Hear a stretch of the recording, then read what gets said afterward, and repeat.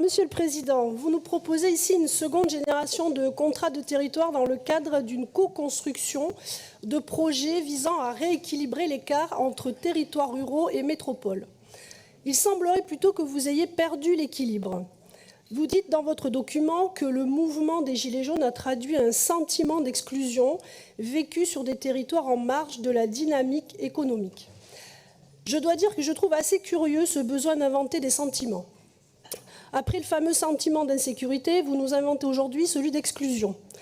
Permettez-moi de vous dire que ce n'est pas un simple sentiment, mais une réalité, Monsieur le Président.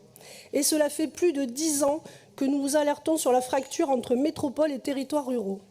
10 ans que nous vous disons que votre politique conduit à la faillite du monde rural. 10 ans que nous vous disons que vos choix y ont fait exploser chômage et pauvreté. 10 ans que nous faisons le constat que les services publics ferment les uns après les autres, que les infrastructures se détériorent, que les entreprises, commerces et professionnels de santé ne s'installent plus. 10 ans que nous vous disons que vos réformes successives, que vous avez votées comme la loi MAPAM et NOTRe, ont aggravé le fossé entre les métropoles et la ruralité. Bref, 10 ans que nous vous disons que votre politique ne crée que de la souffrance dans nos campagnes.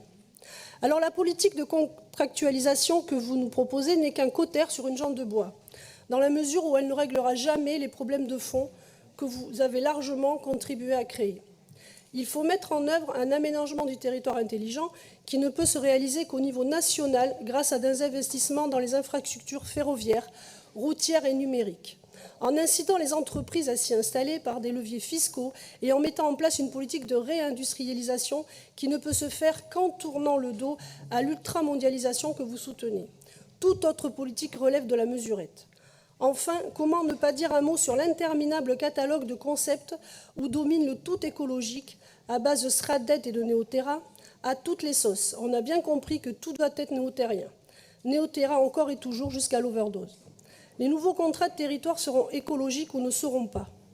C'est le choix de votre majorité et sûrement pas la nôtre. Pour notre part, nous défendons une écologie de bon sens qui ne pénalise pas le développement économique de ces territoires, nos industries, nos entreprises, nos agriculteurs, et ne viennent pas à leur imposer des énergies pseudo-renouvelables.